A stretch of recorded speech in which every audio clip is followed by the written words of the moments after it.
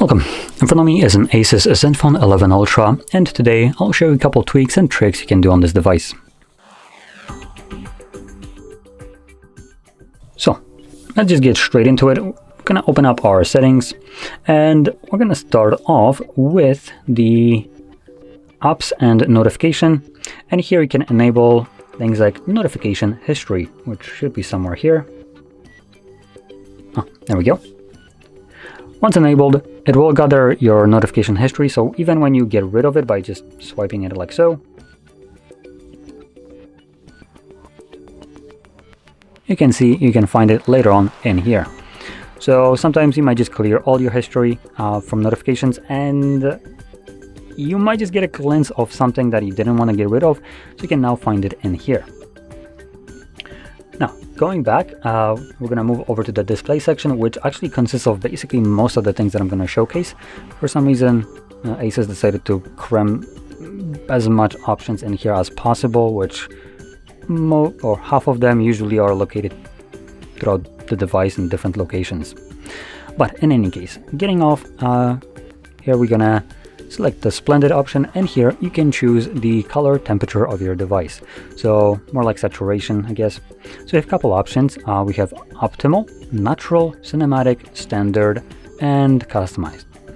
Now, with each one of them, you can see that it does switch the temperature of the device a little bit. There isn't big difference here. So these are very subtle. And chances are some of them might be a little bit more color accurate than others. And additionally, in certain images, you might see that the difference is a bit more noticeable.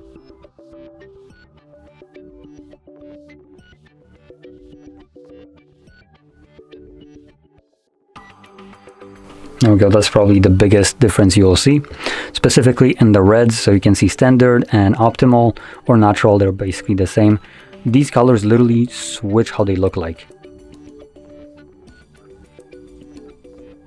So this is, looking at this, these are supposed to be gray colors, right? On the camera, this looks more like a blue color or offshoot of blue.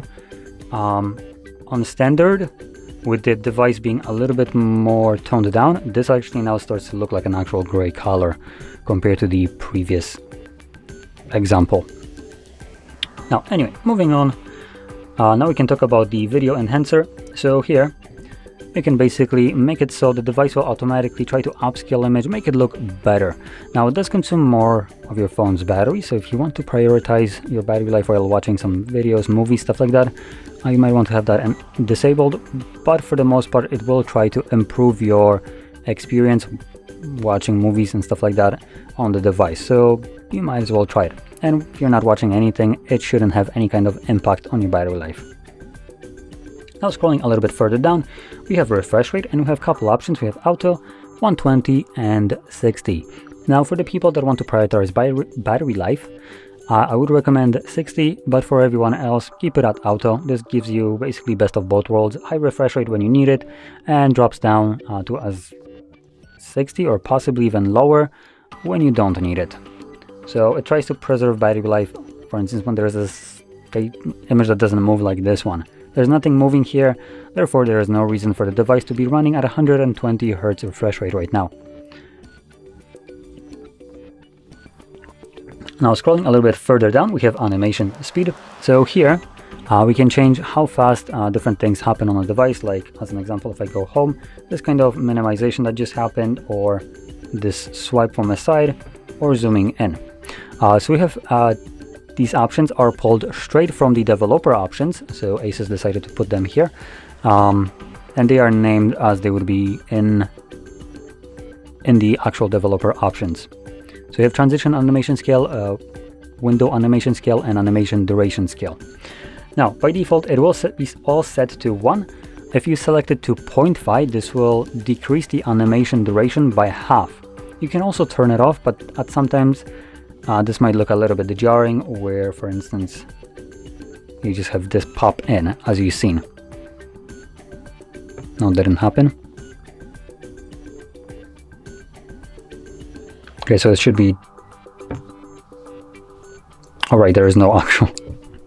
I'm trying to get the window, and the developer options, it actually shows you this options as a window when you click on it. But wherever you have an option that would show you a window, that would be the window animation scale, or how fast it actually opens or closes. So if I set everything to off, now we can see it. So specifically right here, this looks kind of jarring because it goes from blurry background right here when you let go to instantly being, oh, actually not blurry before, and now it's kind of like gray. So it does kind of make it look weird.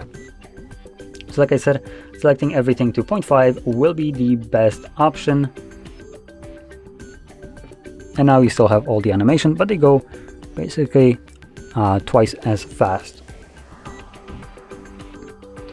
Okay, now moving on, we have status bar icon manager. Now that is something that you should normally find in status bar or notifications section, but it's crammed in here.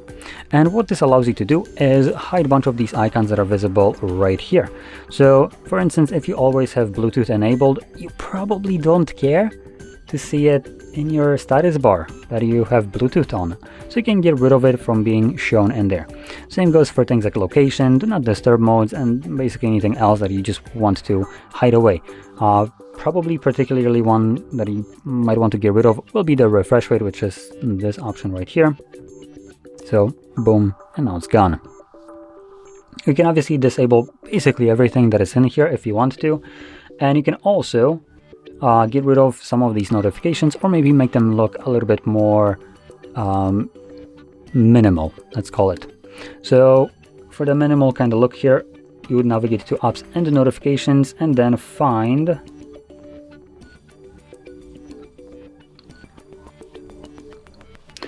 this option right here, display notification icons. So you have 3 most recent, number, so this will just show you a number of notifications, or nothing. Now the number seems to be probably the best option, as it still gives you info that there are some notifications, but just compounds them to a single number. Now going back into the display, the last option in here is the system navigation. So you can choose between button navigation and gesture navigation. Now additionally, we have settings in here, and we have things like invoke assistant. So this is the, I believe, this kind of, yep. So as you can see, this brings up the assistant. I personally don't like it, so I like to turn it off because it is just annoying. And additionally, you can also make your device look cleaner by getting rid of this bar at the bottom by just changing it to hide gesture indicator. Now, with that being said, this would conclude all the tweaks and tricks I want to show you. So if you found this video helpful, don't forget to hit like, subscribe, and thanks for watching.